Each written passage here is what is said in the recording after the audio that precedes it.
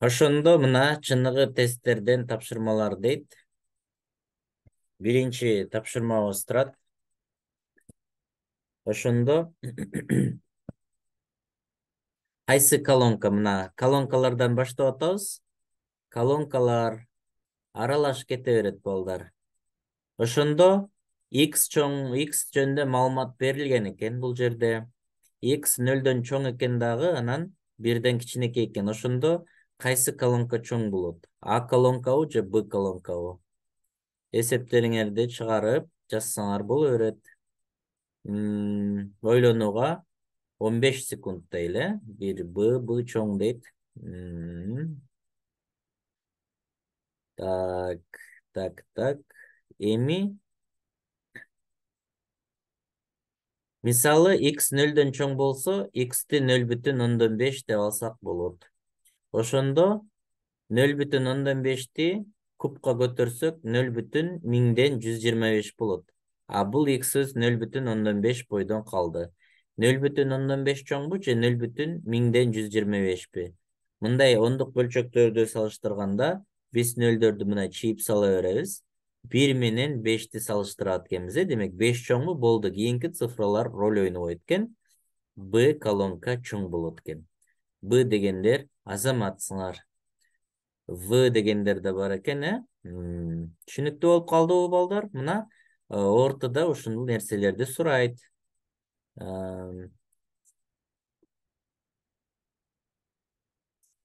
Экинчи эсепти чыгарабыз.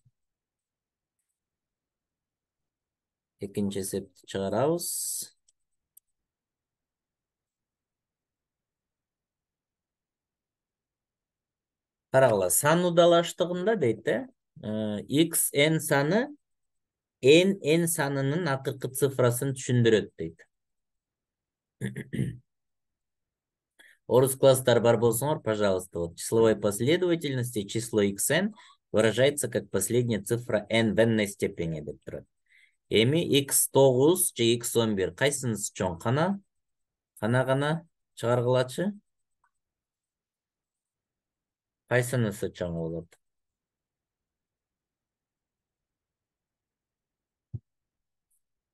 Мына ортодо ушундай эсептер келет. Чыгарганга даяр экенбизби? Асы чоң дейт.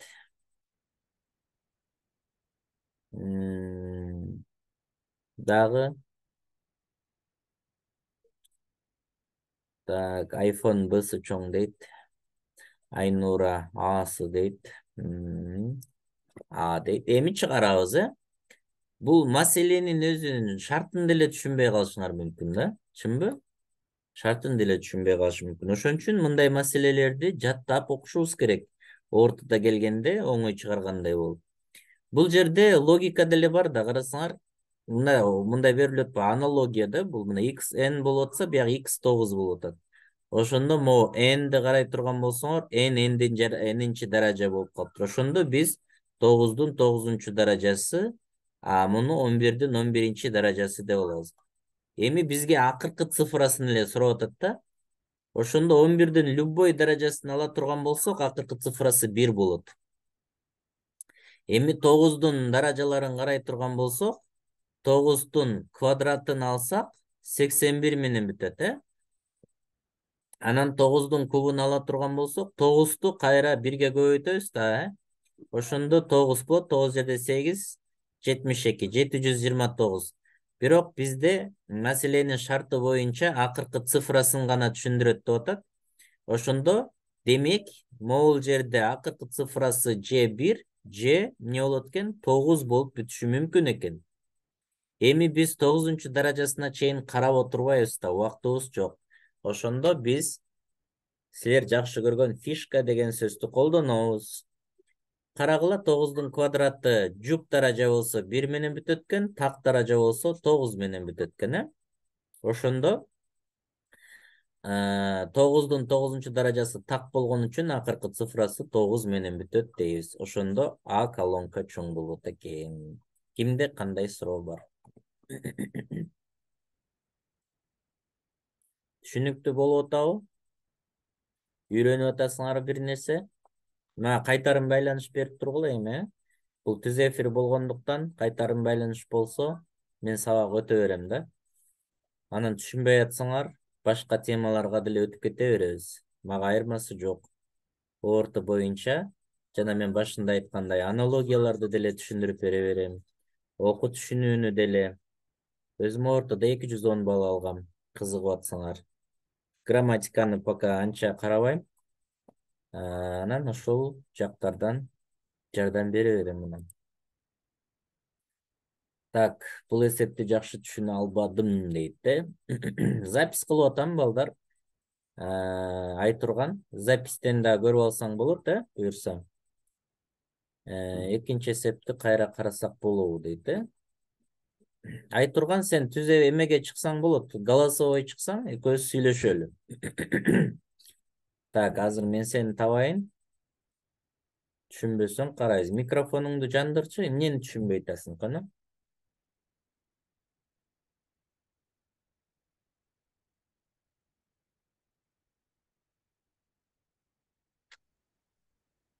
Угуп атабы, саламатсызбы агай?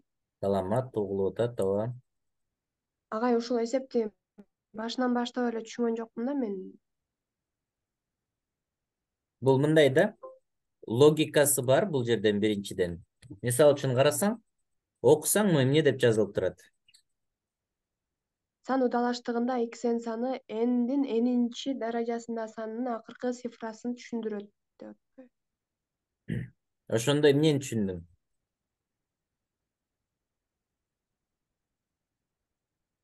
Эчтеке түшүнүксүз болуп калдыбы? Ооба. Уялбай эле жооп бере бер. Ошондо балдар эчтекеге түшүнбөй калсаңар мына кайра кайталап окуйбуз да. Мына сан удалаштыгында дейт. xn саны n санынын акыркы цифрасын түшүндүрөт дейт да. Ошондо бизде карасаң А колонкабыз бар, эми Б колонкабыз бар, Ошондо могу берилишине салыштырасың да, карасаң x n'дин ордуна эмне турат бул жерде? x9. 9, А бул жерде эмне турат? x11. 11. Эми ошондо мо карасаң, мо n эмне болуптур мо жерде? N'ди n'инчи даражага көтөрүп коюптур, Ошондо биз А колонкада 9ту эмне деп алабыз? 9-дун 9-нчу даражасы. Азаматсың, мына 9-дун 9-нчусу, а Б колонкабыз эмне болот? 11-дин 11-нчи даражасы. Эми экинчи маселе бар бул жердечи. Акыркы цифрасын түшүндүрөт дегенди кандай түшүнүп калдың сен?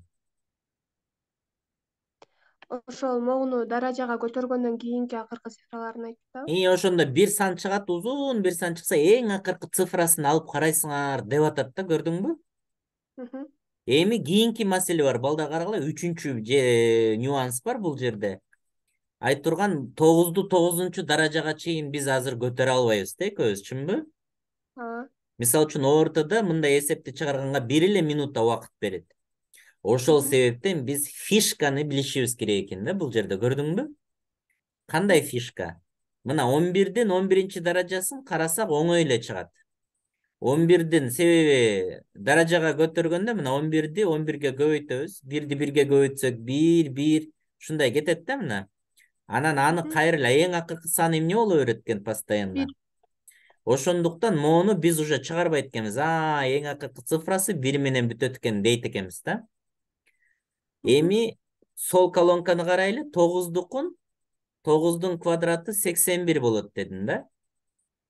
А 9-дун кубу болсо эмне болот? Ошол 9-ду 1ге көбөйтөсүң да акыркы цифрасы, Мисалы үчүн 81 болду, 81ди дагы 9га көбөйтсөң, анан уже 4-нчү даражасы болгондо, уже 9-ту кайра уже 9га көбөйтүп каласың да. Даражалар ушундай да. Ошондуктан мына 1 менен бүтсө 9-ду 1ге көбөйтөсүң. Могу даража так сан болсо, мына 3, 5, 7, ошондо акыркысы эмне менен бүтөт экен? Так сан. 9 менен бүтүп калат да, көрдүңбү? Же ушул 9-дун даражасы 1 же 9 менен эле бүтө берет экен да. Ошол себептен мо 9 болгон үчүн 9-дун 9-у так сан болгон үчүн акыркы цифрасы 9 менен бүтүп калат деп логикалык жол менен таап коет экенбиз да. Көрдүңбү? Ошондо асы чоң болуп калабы? Ошондо асы чоң болуп калды. Түшүндүм Кичине агай, түшүндүңбү? Бир аз мындай Ага, түшүндүм. Мисалы балдар, бул мисал мындай да. Силер үйгө тапшырма мындай кылып көрсөңөр болот да. Экинин даражаларын карап көргүлө мына. Экинин квадраты, кубу, төртүнчү, бешинчи даражасы, төрттүкүн, үчтүкүн карасаңар, могу акыркы цифралары белгилүү мезгил сайын кайталанат да. Тогуздуку мисалы үчүн 1, 9, 1, 9 болуп эле бүтө берет экен. Сегиздикин карасаңар, мындай интервалы бар да, белгилүү сандан кийин кайталана берет. Ортодо ушуга көңүл буруп, эсептерди түзүп сурай берет да окуучулардан. Дагы кандай сурооң бар, айт турган? Башка суроо жок, балдар? Так, мына. Эми үчүнчү мисалды талдайлы. Комментарийге жазып койгула, түшүнүп атасыңарбы, балдар? Үн жок дейт. Так, Айнура кыйналып атат. Азыр жазып коеюн.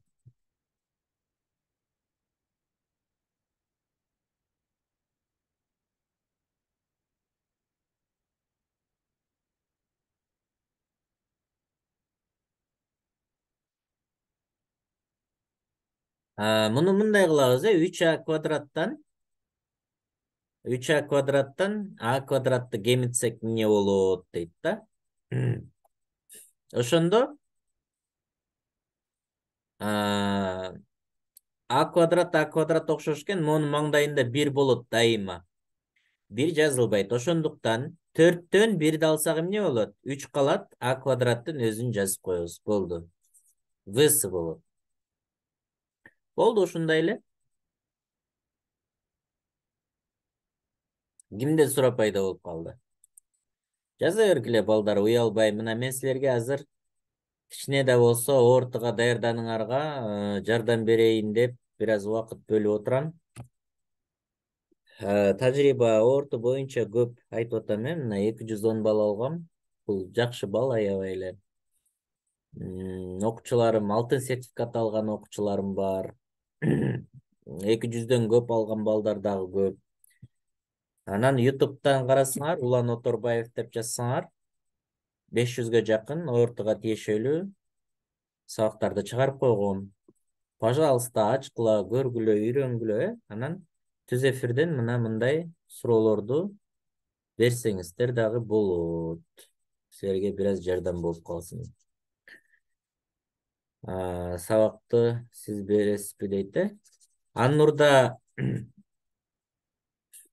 мугалимдерибиз бар, ушул методика менен беришет да. Биздеги кайсы математик өтпөсүн ар бир окуучуга индивидуалдуу форматта өтөт да. Мисалы үчүн силер келсеңер, ар бир окуучу менен жекеме жеке иш алып барат. Мектептеги, башка курстагыдай кылып общий эле сабак өтүлө бербейт. Ар бир окуучу менен жеке иштейбиз да. Биз мына ушундай. Учурда мен азыр сабак берген жокмун, бирок күчтүү мугалимдерибиз бар. Келсеңер, ушул китептер менен разбор кыласыздар.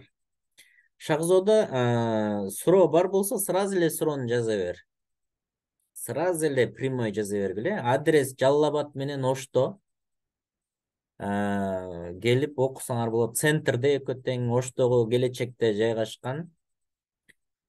Серия менен Рамазандын ортосунда Аннур академиясы деп чоң 2 этаж здание бар. Ушул жака келсеңер болот.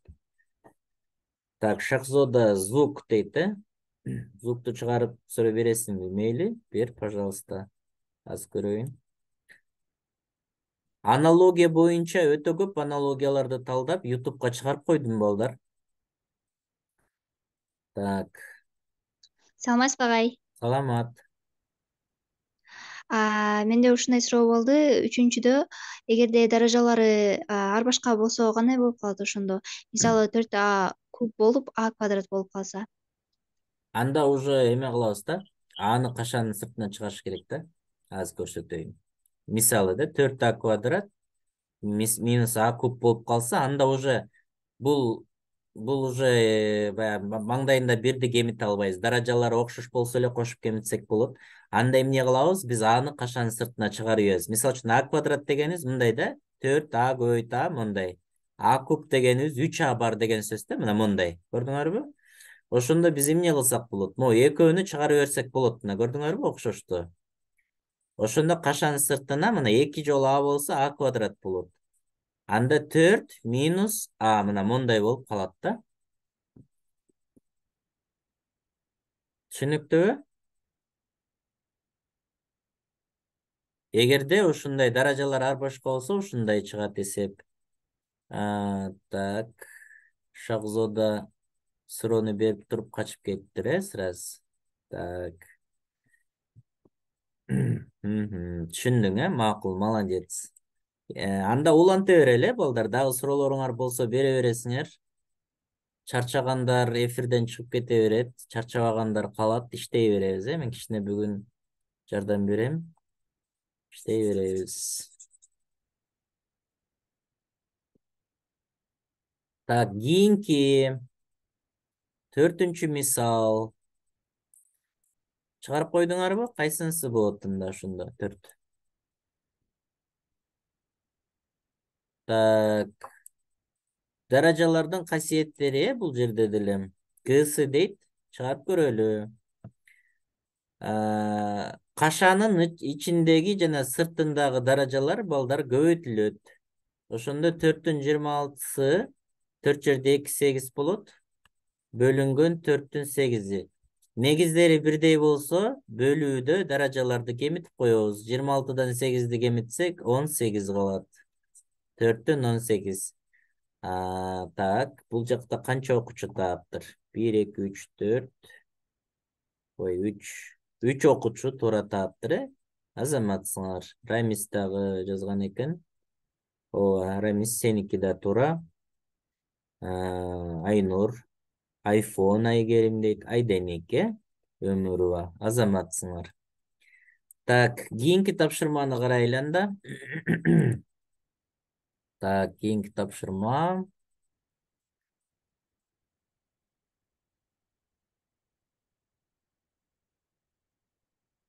Бешинчи тапшырма.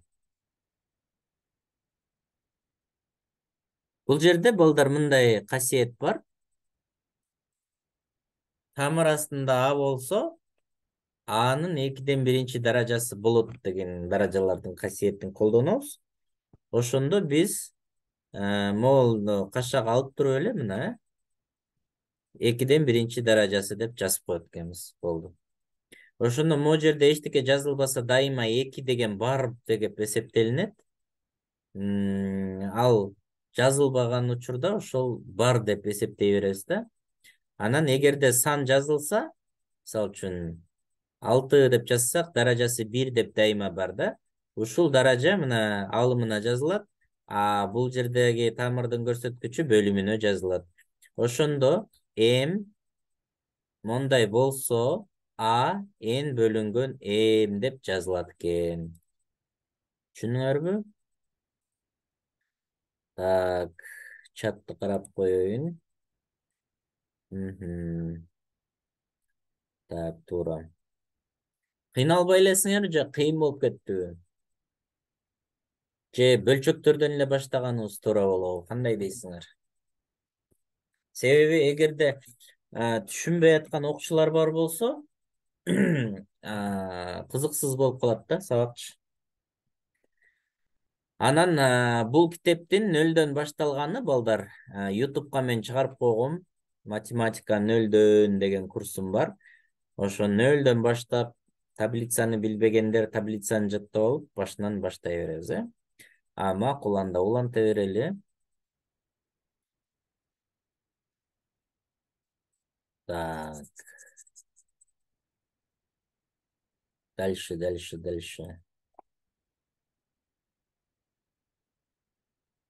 6-нчы мисалчы анда эмне болот?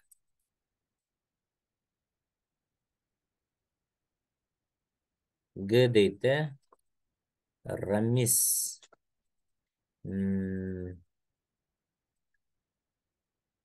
Айнура да Г дейт. Вообще кыйынсыңар го силер. Şu 3'e 4'e кыйын математика окшойт да, по-моему. Эмнеге Г болот? Айтып коеюн, Эгерде өзгөрмө берилип атса, үстүн карайбыз, биякта информация берилген жок.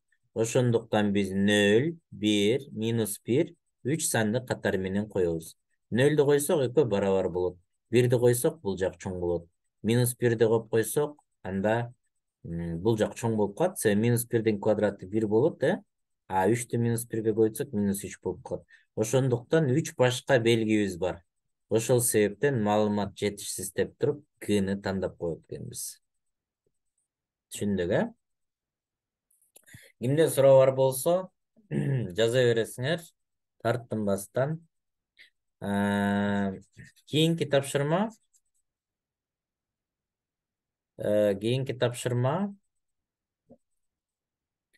Бейилиштин 0-чү даражасы 1'ге барабар болот, Любой санды, мисал үчүн -1000000 деп алсак дагы, -1000000дун 0-чү даражасы 1'ге барабар болот балдар. Ошон үчүн 1'ге 50-ні кошсок 51, 5'тин квадраты 25, бияктан 50 чыгат, бияк 51 чыгат. Ошондуктан Б колонкасы чоң болот.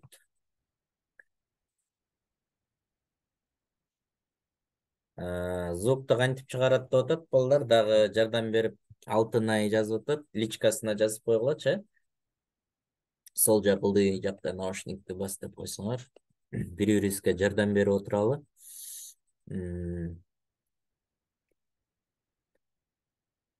Му 8-чи мисалчы, муну чыгарбай эле койсок болот да. Зеркальный деп коет муну.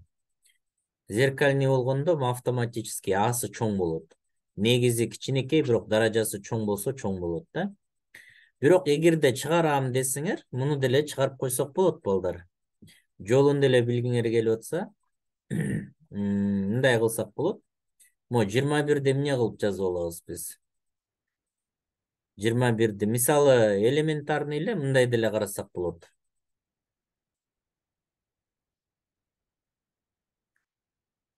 Мол 21'ден 7'ден 21 штук бар деген сөз да. Ошонун экөөнү эле алсак 49 болуп калат да мына. Могу жерден 1 7'ni алсак, ошондо 49'дун эле 20-чы даражасы болуп кетет. Көрдүңөрбү? Негизи чоң. И даражасы да чоң болуп калды мына. Ошол себептен бул жак чоң болот экен. Мисалы анда мен айтсам 50'нүн 25-чи даражасы 25'тин 50-чү даражасы десем, анда мына бул колонка чоң болуп калат бысы. Түшүндүңөрбү, Мына ушундай. Балдар, эми эфир азыр бүтөйүн деп калды. 10 минутта убакыт бар дагы. Суроо жоопторго дагы арнап койсок болот. Ошондой эле Улан Оторбаев деп YouTube каналды ачкыла. Ошол жактан чыныгы тапшырмаларды дагы аябай көп талдап чыгарып койгом. Көп мисалдарды таба аласыңар ортого даярданганга. Ошондой эле буюрса дагы эртең дагы колдон келишинче мына бат-баттан түз эфирге чыкканга аракет кылайын. Катышсаңар болот сабактарга. Майга чейин каалагандар онлайн курсту сатып алсаңар болот. 3,5 сомго берип атабыз. Толтура сабак бар. Логика, критикалык ой жүгүртүү, чыныгы тесттердин, моолардын 2016-жылкыдан баштап иштелген эсептер бар. Ошолорго доступ берем. Азыр бүгүнчө пока болду кылалы. Ушул эсептерди көргүлө, анан YouTube'дан кирип өзүңөргө мындай кызыккан сабактарды карагыла, аналогия боюнча бар, окуу түшүнүү боюнча бар. YouTube'га өтө көп сабак бесплатный чыгарып койгом. Ошондой эле платный курска катышкысы келгендер сатып алсаңар болот аны дагы. Мен WhatsApp доступка да жазып коем. Кимде шарты бар болсо, алам десеңер, алсаңар болот. Жо болбосо YouTube'дан бесплатный сабактарында өтө көп. Ошолорду дагы алсаңар боло берет. То есть алар бесплатный эле. Андан кийин Жалал Абад менен Ош шаарларында биздин Аннур академиясы деп курсубуз бар. Математика боюнча индивидуальный форматта болот. Бардык окуу борборлордон айырмасы 20 окуучу отурса, 20 окуучу менен жекеме-жеке иш алып барылат да. Мисал үчүн бири математикадан теңдемени билбесе, теңдеме менен иштейбиз. Таблица билбеген менен таблица. Бул мугалим үчүн оор мындай методика, бирок окуучуларда жакшы результат болсун деп ушундай иш алып барабыз. Мына мен номеримди жазып койдум. Аннур Академиясындагы тездетилген эртең менен эле болуп атат, ооба. Курс оффлайн курс жумасына 5 жолу болуп атат. Ал эми жөнөкөй курстар болсо 3 жолу кыргыз тил, 3 жолу математика болуп атат. Анан Гапыр Мадаминов агайыбыздын шакирти болгом мен ошо сентябрдан баштап. Анан Гапыр Мадаминов агай баягы ютубтан Агай деген кинону көрсөңүздөр керек, ошондо акыл эмгегинин маданияты деген сабагындагы биз Аннур Академиясына киргизип атабыз. Логиканы өстүрүү боюнча жаңы ушундай сабакта киргиздик. Балдардын логикасын ачат, ортунун тапшырууга жакшы таасирлерди берет да. Ошондуктан келсеңер болот. Түндүктө жокпу? Пока түндүктө ооба медер жок болуп атат азырынча. Ошондуктан онлайн курстарды алып алып даярдансаңар болот. Анан балдар дагы бир жолу эскертейин, ютубта кирсеңер Улан Оторбаевди толтура 500гө жакын жетип кетти. Англис тил боюнча дагы 100гө жакын сабак чыгарган. Ким мына англис тил боюнча даярданып атса, ошолор жетишпейт десеңер, онлайн курска дагы даярданып алып, мен менен жеке дагы даярдансаңар боло берет. Мына номерди жазып койдум. Анан буюрса эртең дагы түз эфирге чыкканга аракет кылабыз. Кошумча суроолоруңар болсо дагы WhatsApp'тан жаза бергиле. Сразу заранее суроолоруңарды даярданып алсаңар да жакшы болот. Аналогия боюнча, окуу жана түшүнүү боюнча, сүйлөм толуктоо, геометрия, маселе, математика ушул бөлүмдөр боюнча сурай бересиңер. Макулбу? Так, эртең эфир деле бүгүнкүдөй эле болот. Бүгүн мына канчада баштадык? 6-да баштаппыз, эртең деле примерно 6-ларда кыла беребиз. Себеби азыр мен экинчи эфирде кылып ийин десем, группалар көп болгондуктан ар бирөөнө ссылка ыргытыш кичине кыйыныраак болуп атат. Телеграм каналды берсем, ошол жакка кошулуп алсаңар, анан кичине түз эфирде апарыш жеңилирээк да, себеби ссылка өзгөрүп кетип атат да. Анда бардыгыңарга ийгилик каалайм, балдар. Анан менин инстаграмма кирсеңер, балдар, мен мектептерди кыдырып атам. Минутага окутуп атабыз. Ошондой эле биздин Аннур Академияга келип, минутага сөз окуп, эгерде стандартына жетсеңер, скидка кылып берип атабыз. Мисалы үчүн начальный класстыкы 80ден 150 сөз окуш керек минутага. 5-8 класска 171ден 204 сөз окуш керек. 9-11 класстар 245-250 сөз окуш керек. Ошондо силер 11 класс болсоңор, 11 класстын нормасын аткарышыңар керек. Инстаграм аккаунтума да кирсеңер, мен мектептерде ата-энелерди дагы минутага окутуп атам, мугалимдерди да окутуп атам. Аябай кызыктуу болуп атат да, көргүлө мына. Анан ошол конкурстарга келип катышып, скидкаларды алып, көрсөңөр, катышсаңар болот. Анда саламатта тургула, эртең буюрса саат 6-ларда жолугабыз. Анан балдар, ошол ссылкаларды, сразу группаларды WhatsApp группа досторуңарга жөнөтсөңөр, аларда кирип бекер катыша берсе болот, Макул, саламатта тургула.